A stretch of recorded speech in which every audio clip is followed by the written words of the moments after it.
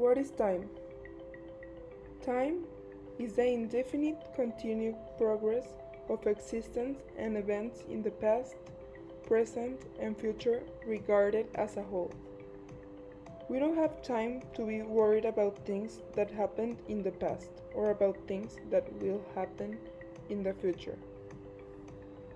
Be efficient with your time and try to organize your life to have enough time for everything. A book I read called The 7 Habits of Highly Effective People, written by Stephen Covey, mentions 7 habits that have helped me to be more effective in general. Habit number 1: be proactive. Focus and act on what you can control and influence instead of what you can't. Habit number 2: begin with end in mind. This means define clear measures of success and a plan to achieve them. Habit number 3: put first things first.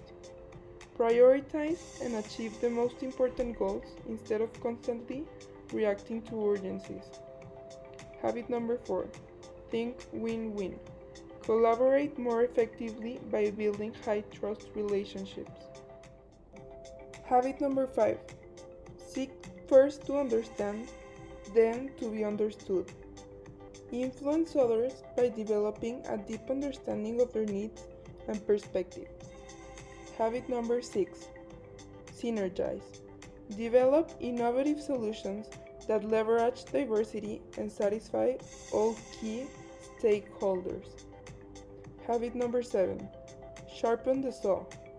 Increase motivation, energy, and work-life balance by making time for renewing activities.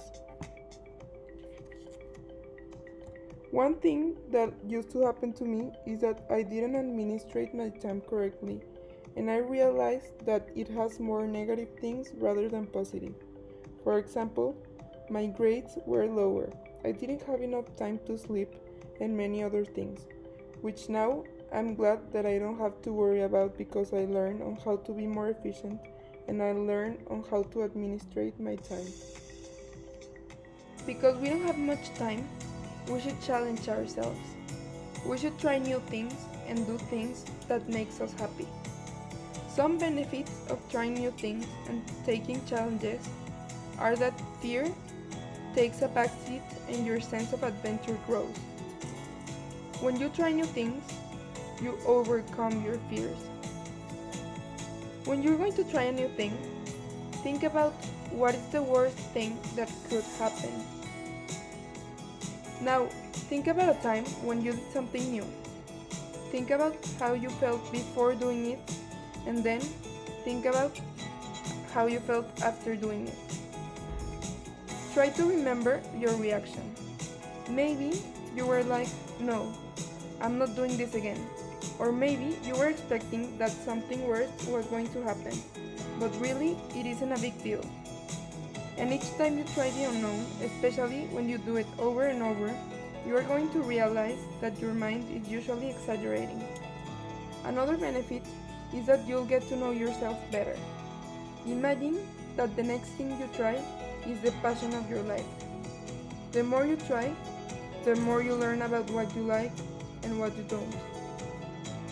You will start discovering who you are and who you want to be.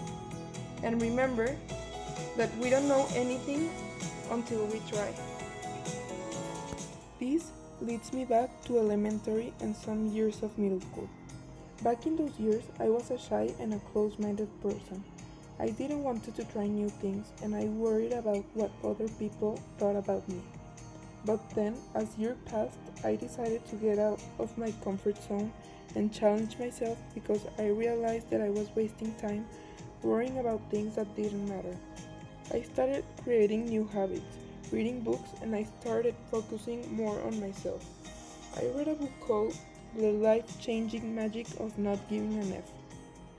This book taught me how not to stress about indifferent things, how not to waste time overthinking.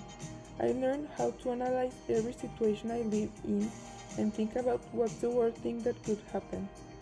Reading this book made my life much more easier. It shaped me to be a lighter person in general. For example, now I don't regret about anything. Now I don't worry about others' opinions, and now I don't stress about what will happen in the future. It also teach me how to be honest but at the same time polite. It teach me on how to say no and establish limits for myself. I consider all of this is important because I became a different person in a good way. Stop regretting because tomorrow doesn't exist. Stop regretting about the past. It already happened and you can't change it. Don't worry about the future because as Mahatma Gandhi said, the future depends on what we do in the present. We should stay focused on the present and live each day as if it was the last one.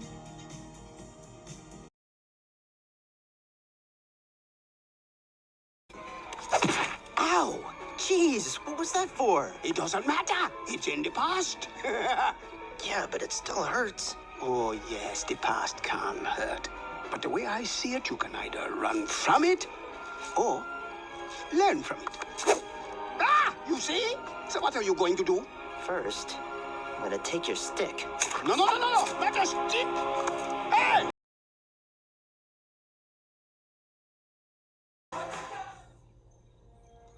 Quit, don't quit.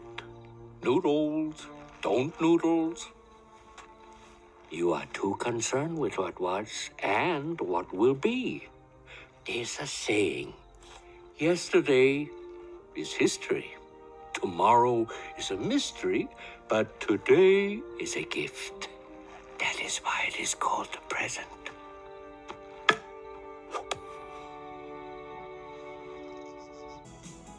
Stop looking at the negative side.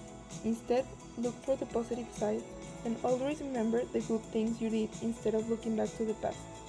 It's easy to remember all the bad things you did, and it's hard to accept it, but try to understand why things happen that way, accept them, and move on. When life gets you down, you know what you gotta do? I don't want to know what you gotta do. Just keep swimming, just keep swimming, just keep swimming, swimming, swimming. What do? We swim, swim. Doritos. In conclusion, don't stress about little things because you're going to waste time. Go with the flow and try seeking the best of anything. Be positive and take risk because there's only one life. Thank you.